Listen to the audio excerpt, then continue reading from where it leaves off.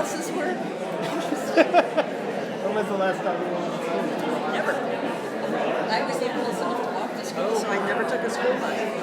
But it was obviously not air conditioned, and we're stupid, and it's like, okay, don't get claustrophobic. Don't get claustrophobic. Pretty rough. Yeah, it was fun.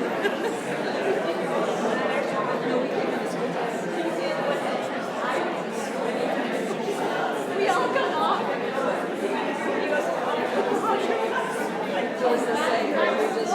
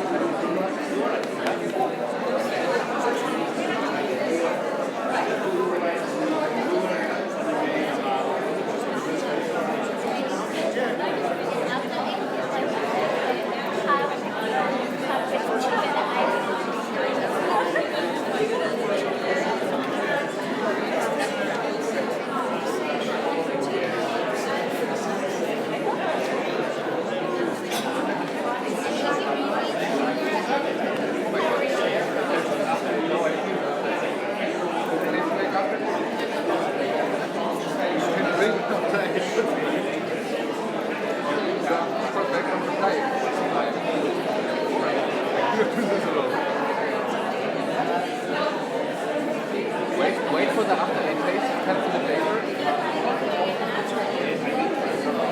Do you keep up? This is after eight. Pictures, we need stamps. Your declaration, your declaration.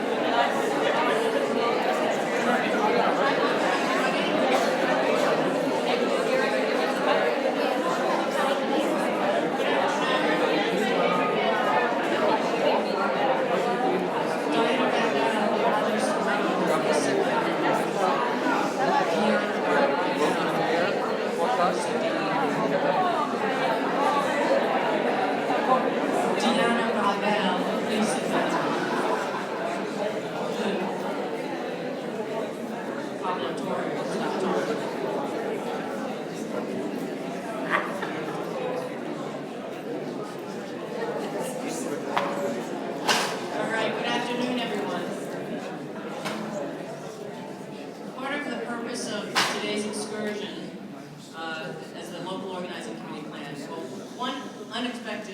of the purpose of the excursion was so you would all have the experience of riding an unair-conditioned American school bus. It kind of gives you a little sensorial insight into American education. Also, we wanted you to see Hull House, the home of the most beloved Jane Addams, one of the best, the most radical social reformers, beloved social reformers in America, and also to see an American university. This keynote is being held at University of Illinois, Chicago, part of the public state system in the state of Illinois. You can see on this map. So here we are at a public university, thanks to Mark Van Overbeck, who is on the local organizing committee, who has just gotten a job here. He's now an associate dean and apparently doing that job, so he can't be here. It will embarrass him in some way. I'm here to introduce my friend and former colleague, Elliott Gorn, who's giving tonight's keynote. Elliott is the professor of American urban history at Loyola University. He, in younger days, was a professor of American studies at my university, which is how I first got to know him. Elliott's research is on cultural and social history, and most notably, he has a knack, or a habit, or skill of rethinking a diverse group of American iconic figures. The kind of people who you think you already know the story. And then Elliott has a way of investigating those stories and telling us something new about them. So he has written about, for example, the 19th century educator William Holmes McGuffey, the 20th century boxer and hero Muhammad Ali, the early 20th century labor activist Mother Jones, and also the famous American gangster John Dillinger. And now, he's working on the story of Emmett Till, which is what we're here about tonight. This is one of the most notorious and tragic murders in American history, and we look forward to hearing Elliott's talk on it. Please welcome Elliott Gorn.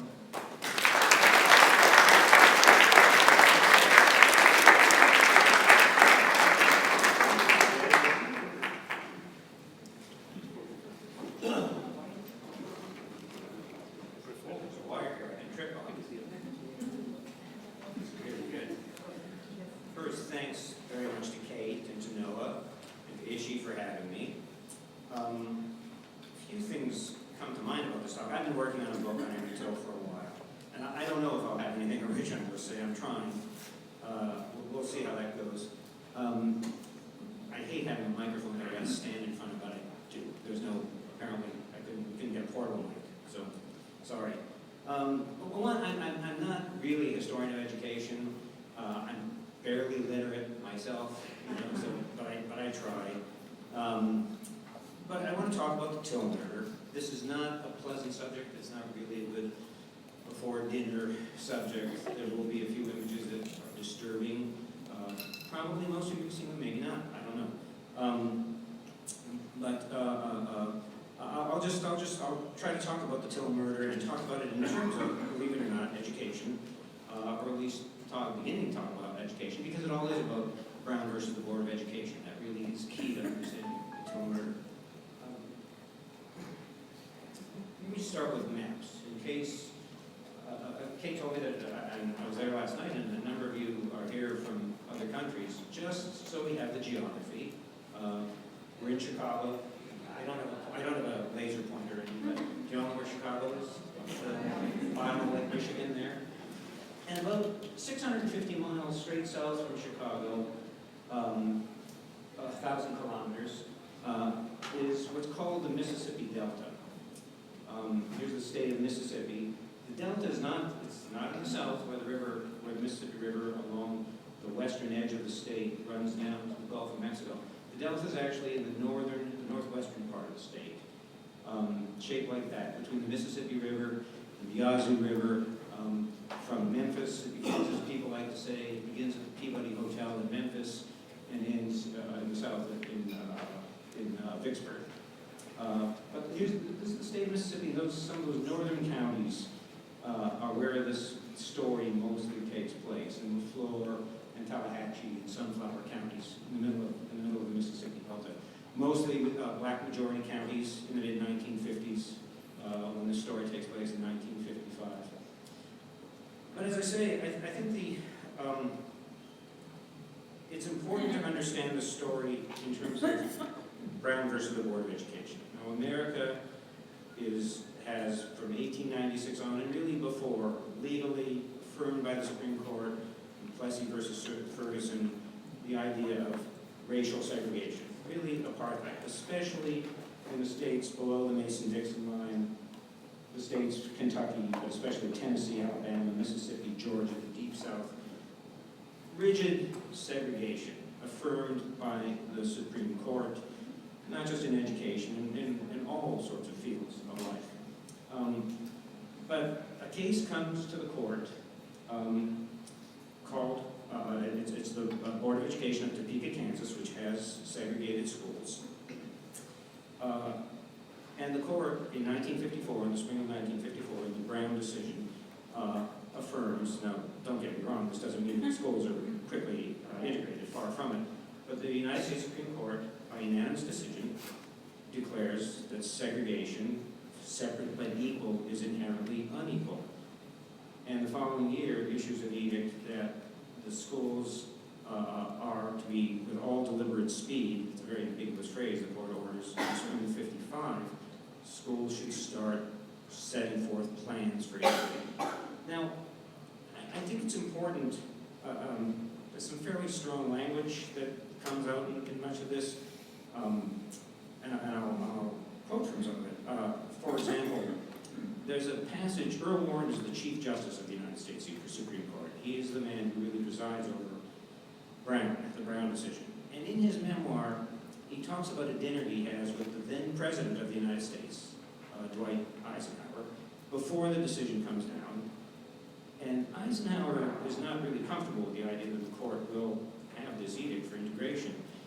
And Eisenhower, speaking specifically to schools, Eisenhower says to Earl Warren, speaking of Southerners, these are not bad people. All they are concerned about is to see that their sweet little girls are not required to sit alongside some big, overgrown Negroes. That's the President of the United States. Speaking of, I should say not just the South. Of course, this case comes from Topeka, Kansas. I mean, segregated schools are an American phenomenon. It's much more rigid in the South. Well, when this decision comes down, it's referred to in the Deep South as Black Monday. It's extremely controversial. Southerners fairly quickly, especially Southern politicians, Southern elites, begin to organize to resist the end of what's called the Southern way of life, segregation. Now, the story I'm going to tell, this is our theme is about the conference, is body in education. And segregation finally is all about bodies, where bodies can be, how they can interact, where they can touch each other. Segregated restrooms, segregated public spaces of all kinds. Segregation it's not just separate, it's a way of designating inferior and superior. The laws and customs of segregation are all about who is visibly superior, who is inferior, so that, just for example, very small, a black man and a white man are coming toward each other on the sidewalk, and if there isn't room, the black man gets off into the street, not the white man. Older black folks are never referred to as sir or ma'am. No black person is referred to as sir or ma'am. If they're older and deserve a little respect, they're referred to as uncle or auntie. All kinds of little markers. These are very important. All right.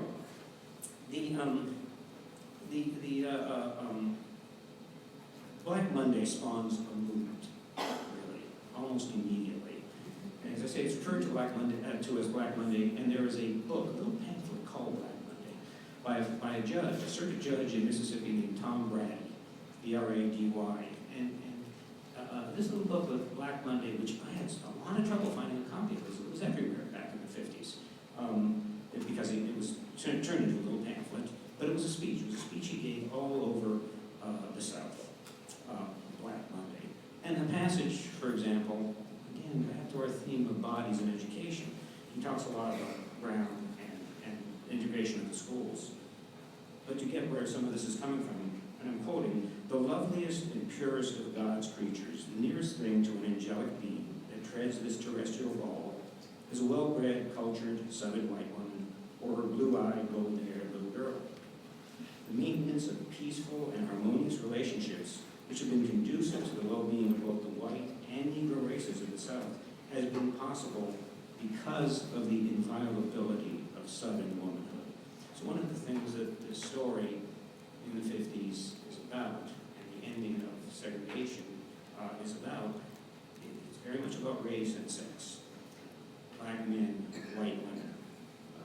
More black men, white women than, even though love and diversity of Virginia is important. Again, the Supreme Court turns out the laws against miscegenation. That particular case is a white man and black woman. That's important, but that's not what the rules of segregation really are focused on. It's the assumption that black men are dangerous, the assumption that white women will be violated, or maybe would like to have black lovers. That's the unspoken fear, God forbid. I mean, that's part of the context that all this takes place in. Well, on that Monday, that speech, there's a movement that gets started in the South in the 50s. They're called the Citizens Councils. They started in Indianola, Mississippi, a little town in the Delta. And what's important about the Citizens Councils, what's interesting about the Citizens Council, you think of the Ku Klux Klan, you think of all of the pejoratives, rednecks, peckerwoods, hillbillies and so on. That's really not what the Citizens Councils are about. The Citizens Councils are really the cream of Southern society. One man who became very active in the civil rights movement, a white Baptist preacher by the name of Will Campbell, left us a wonderful memoir called Brother to a Dragonfly. And he describes the first Citizens Council, which spreads from Indianola, as he says, like wildfire across the South. He describes the first meeting in Indianola. Quote, "The Harvard-educated attorney, a prominent banker, the manager and the manager of the well-known Indianola Cotton Compress were among those present. Later, the group was expanded to include 14 of the most substantial civic and business leaders in the area, none of whom could be called ignorant rednecks or any of the other names which are so often used to identify Southern racists." He goes on, "They were not only leaders in business and commerce, they were leaders in culture and learning. They would spread from there to every part of the South and would develop a method and expertise of community organizing seldom rivaled in America." So the Citizens Council movement spreads, thousands and thousands, tens of thousands of members, dozens, scores, finally hundreds of chapters in towns across the South to prevent not just the integration of schools, but the end of the Southern way of life, of segregation. All of that is background for trying to understand the story of what happens in 1955. By the way, Supreme Court, the United States Supreme Court, they look different today. Some things do change.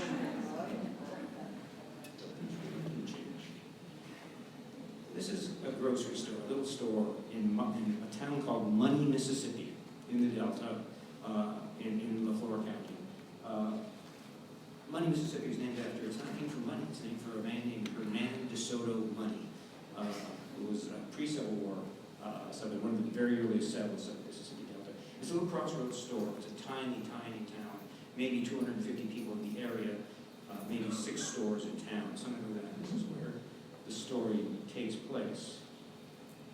And this is a young man on the left named Emmett Till. At this point, he's 12 years old. To the right is his cousin, the larger kid, Wheeler Parker. They both live, actually, they don't live in Chicago. Everyone thinks that Emmett Till is from Chicago. He's not, actually. He's from a town just outside Chicago, still in Cook County, called Argo.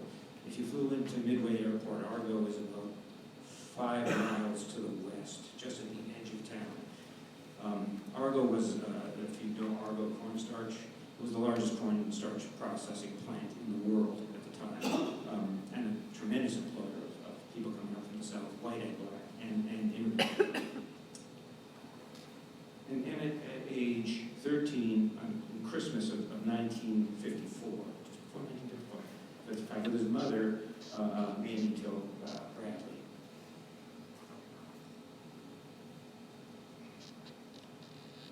his father, Lewis Till. Lewis is, as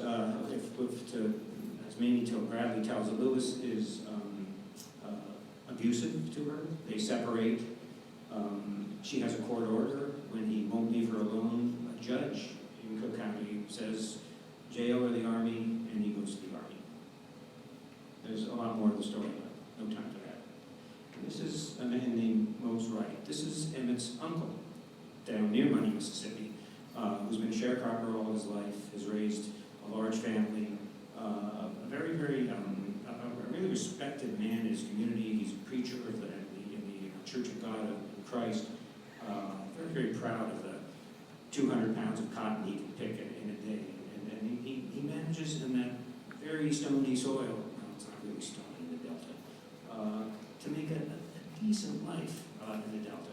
All right, so these are the people in this story. Emmett, 13-year-old Emmett, wants to visit in the summer of 1955, wants to visit his cousins in Mississippi. He's been there before. The family, if you know anything about, especially Chicago, black families and white families too, people are coming and going to the South all the time. There's a huge migration out of the South, beginning with the First World War, going right through the Second World War, not just African Americans, white people too, big Midwestern cities, especially Chicago, Detroit, Cleveland, always traffic on the roads, coming and going. So Emmett finally persuades his mother to let him go down. Uncle Mose was up in Chicago. He goes down with Wheeler Parker, his cousin, and Mose Wright takes the Illinois Central down to Money, Mississippi. This is in August of August 20th, I believe, 1955. And it's for a kid from the city or from an urban area.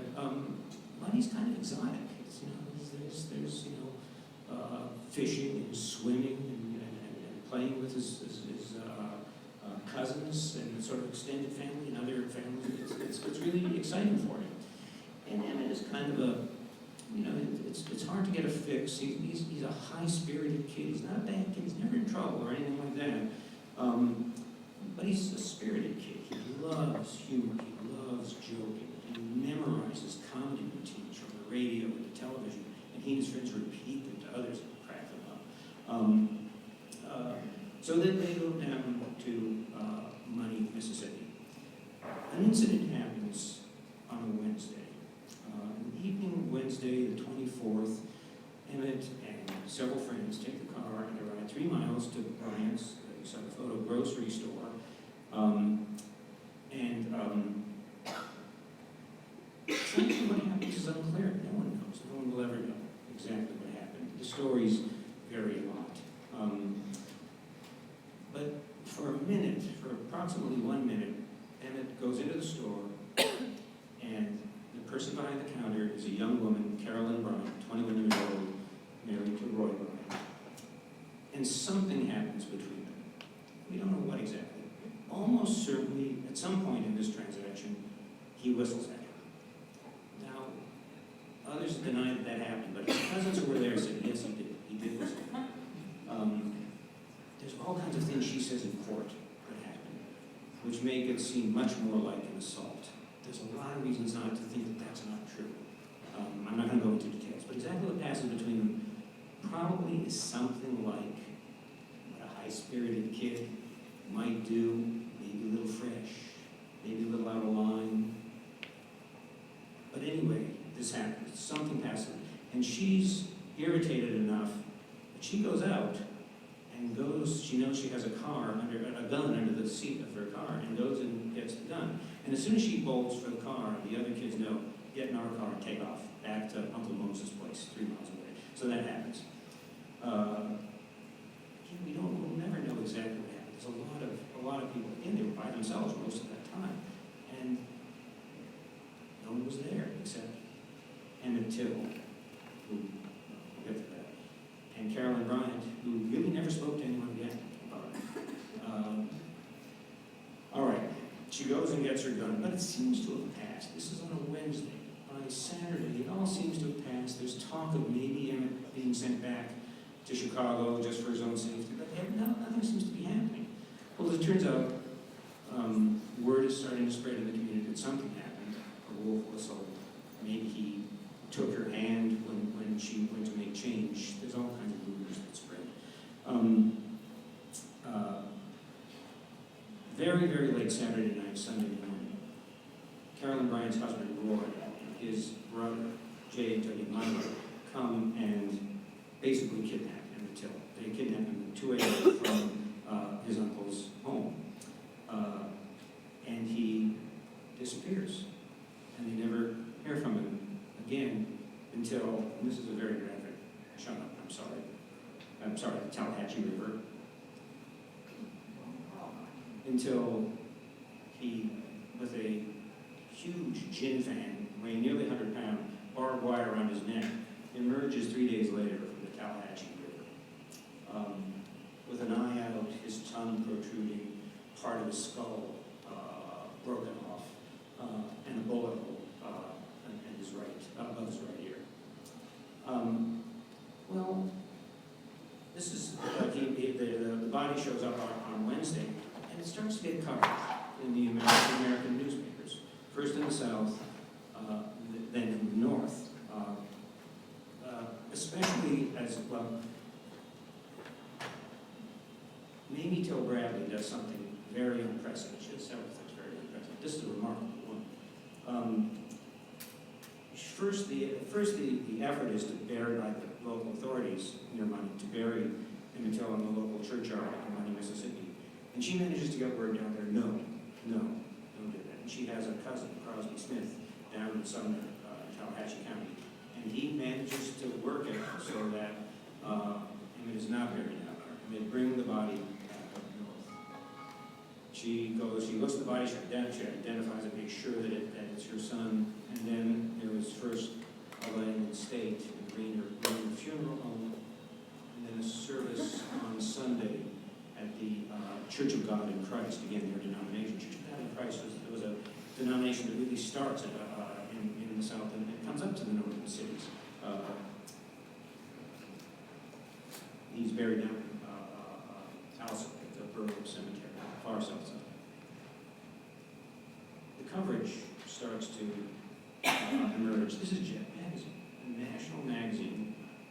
That's, people would say, a little bougie back in the 50s, right? But actually, they do a fair amount of coverage of the very beginnings, I'll say, of what becomes the civil rights movement. Low Mississippi, whitewash the Emmett Till slum. And of course, the Chicago Defender, the flagship newspaper, African-American newspaper. And there's African-American newspapers all over the country. I'm tempted to say that the newspapers are segregated. They really are in many ways. It's not that you can't read black folks can't read the mainstream papers or the Tribune, and white people can't read the Defender. They just don't read the Defender. But the Defender is not just a Chicago newspaper, it's really a national black newspaper. It gets brought into the South by Pullman porters. It's seen all over. When the funeral takes place, after Emmett is back in Chicago, at the Rainer Funeral Home and then at the Kojic Church of God in Christ, something like 100,000 people show up. Almost entirely African American on the south side. The church is still there on 40th of the state. Huge throngs of people. Angry, hurt, wondering what's going to happen, what's going to be done about this. He's just barely 14 years old. He was a little white woman, and then he's brutally murdered, tortured, effectively murdered. What's going to happen?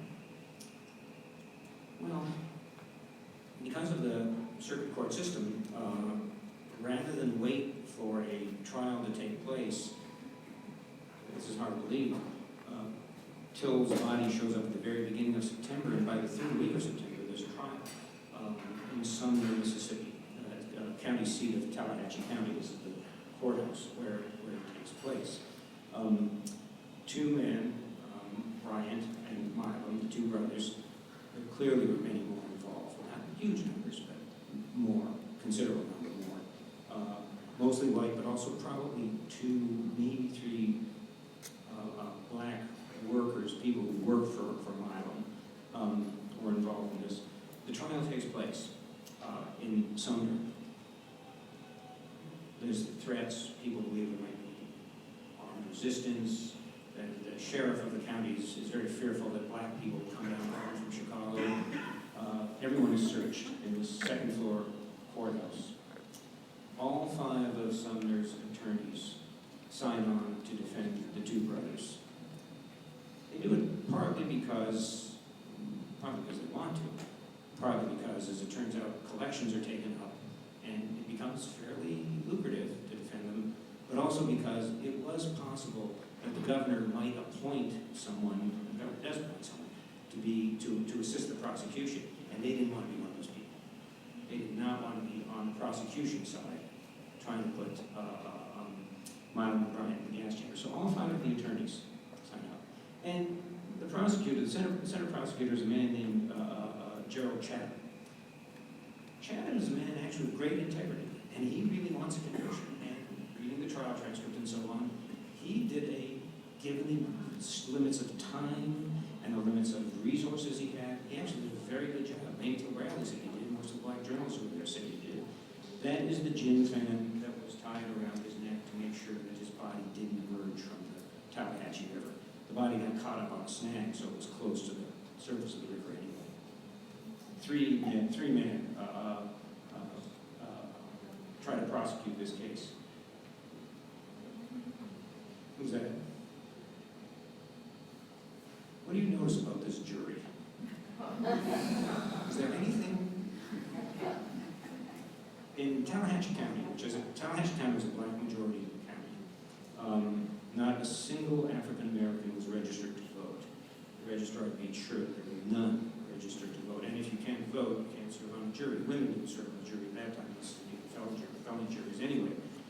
African Americans can't vote, so it is a jury of their peers, mostly in their 30s and 40s, mostly farmers trying to get back to their harvest if they can. 12 good men and true, all white, mostly middle-aged men. The point, of course, when you talked about this to students, this is the moment where you introduce the concept of institutional racism, where the deck is stacked, where good feelings or bad feelings matter much less than the fact that you know what those guys are thinking. The courtroom is absolutely packed. This case has got bigger and bigger. Something like 75 newsmen show up for this. Some from overseas, many from Murray Kempton from New York City. David Halverson, who has a very, very distinguished career as a journalist, is a very young man, is one of the people covering it. It's all over the country, and it's all over the world for a week in Sumner, Mississippi. The judge also, by the way, a man named Curtis Swango from Sardis, Mississippi. Again, same thing as Chad. He was a very fair judge, and really did not. He was right down the line as a judge. Northern journalists, African American journalists, very impressed with him. Everyone said that. Now, way back in the corner, though, this is the segregated South. Way back in the corner at a card table, and that little bigger table was brought in, were members of the African American press. Mamie Till Bradley sat there after she had given her testimony. A congressman from Detroit, an African American congressman, Charles Diggs, all had to sit at the back at this little card table and hear testimony.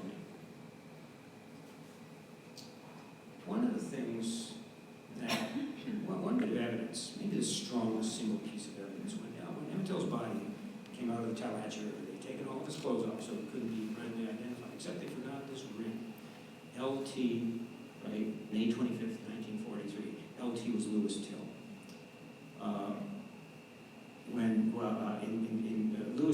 Lewis Till died during the Second World War, and his effects were sent back to Mamie. Emmett got this ring, and Emmett was wearing his father's ring when he went down to Mississippi. There are the 2 brothers who were, and one of their attorneys, the 2 with the white shirts, Milo on the right, Brian on the left. And Mrs. Bryant, Carolyn Bryant, the woman who Emmett, well, when she's on the stand, she says he grabbed her, propositioned her obscenely. The only newspaper that even tries to, even with ellipses, quote what he allegedly said was the New Orleans Picayune, which quoted him as saying, "I've fucked white men before," ... for that word, with their children. Quote. This is a moment. This is truly a moment. Mose Wright is called to testify. Mose is about 5'3", wiry man. He's not a big man by any means. And he's called to testify, a black man in a segregated courtroom in Mississippi in 1955. And he's asked by the prosecuting attorney to identify the men who kidnapped his nephew. And he stands bolt upright and points to one after the other. There he is. There he is. It's quoted by Life magazine. It says, "Thar he." He never said "thar he." His family was very offended by that, but that was the language. He spoke very properly. And Mose Wright, Emmett's uncle, and Mindy in the courtroom.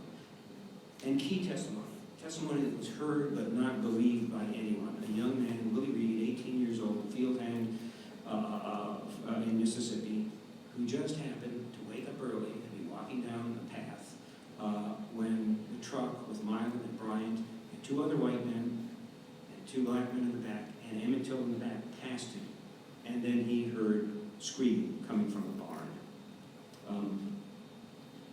And he, in terms of subsequent evidence after the trial, he nailed it.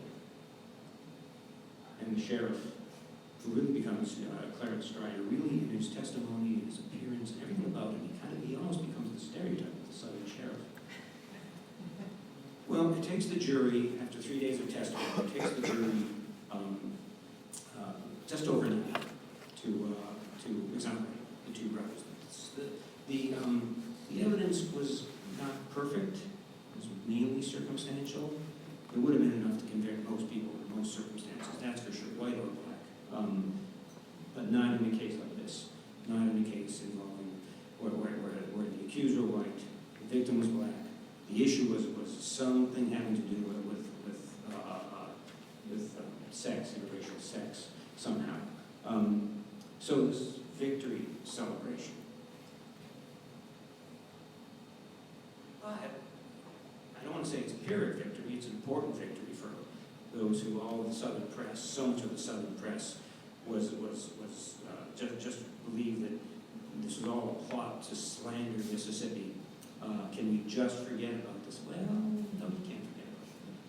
This is the Sunday after the trial ends on Friday. This is in New York City, the Garment District. Unions, the NAACP, various urban organizations begin to organize. And Emmett Till becomes a symbol of this movement, is becoming a movement. And Mamie Till Bradley herself becomes a speaker, speaks to thousands and thousands of people across America. And it is a struggle. And many people say, many literary critics say, that To Kill a Mockingbird, that the model for Atticus Finch, what's her name? What's her name? Harper Lee. Harper Lee, thank you. Old age. That Harper Lee's father was an attorney, but a number of literary critics have looked at the text and looked at the Till trial, and they're convinced that, at least in part, Atticus Finch, the character of Atticus Finch, is based on the attorney, the prosecuting attorney in the Till trial. And just 4 months later, in December of 1955, this woman in Montgomery, Alabama, Rose Park, decides not to give up her seat on the bus. And they ask her, at one point they ask her, well, what was on your mind? What were you thinking? She had actually been at a lecture about the Emmett Till murder the night before. And she says Emmett Till was on my mind. One of the interesting things is that whereas much of the South was really in denial, the South and the North actually in many ways, the trial, it was a huge event, but then by white people quickly forgotten.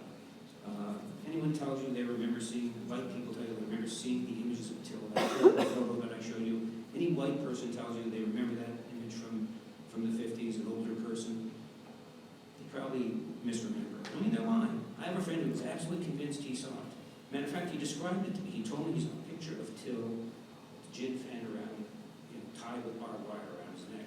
There is no picture like that. It doesn't exist. No photo was ever taken of him just as he emerged from the river. There are the pictures of him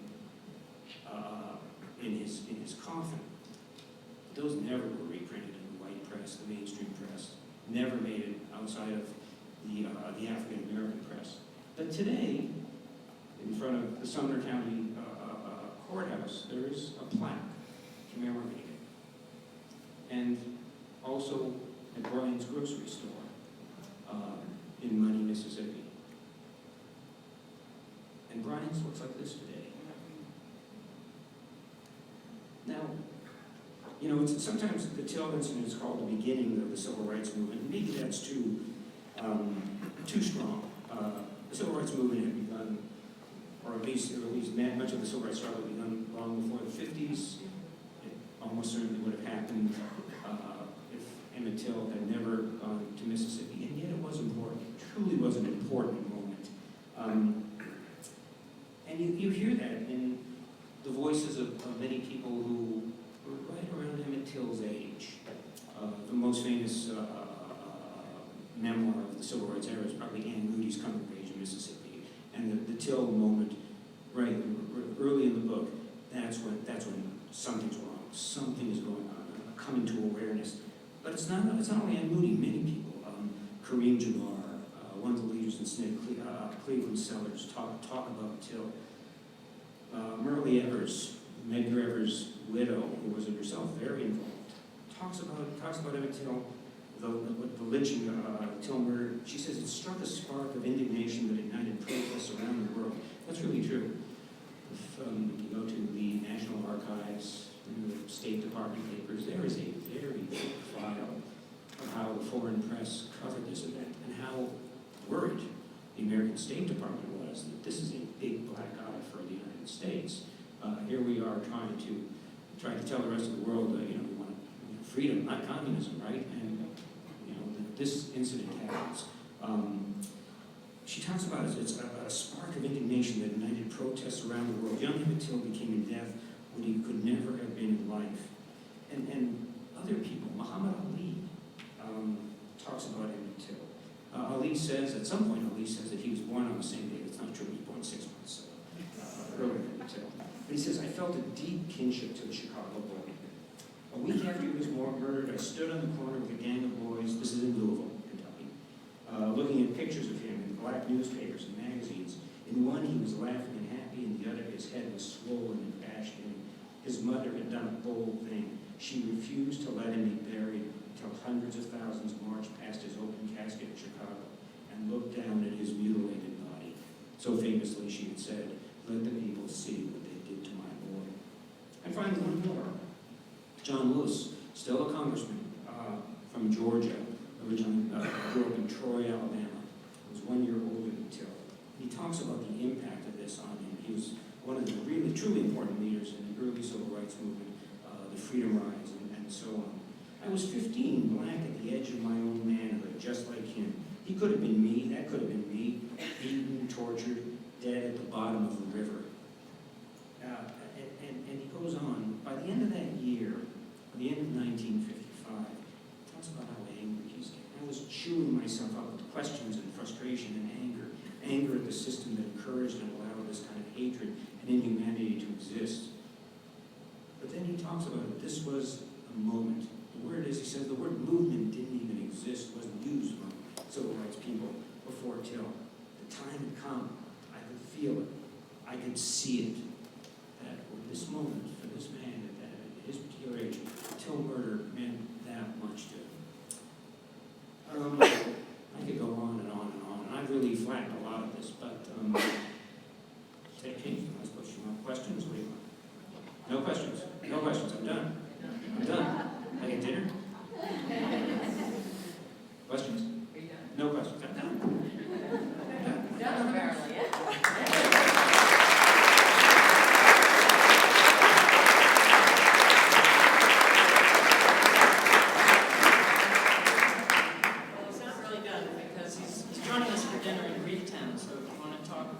with Elliott about his work.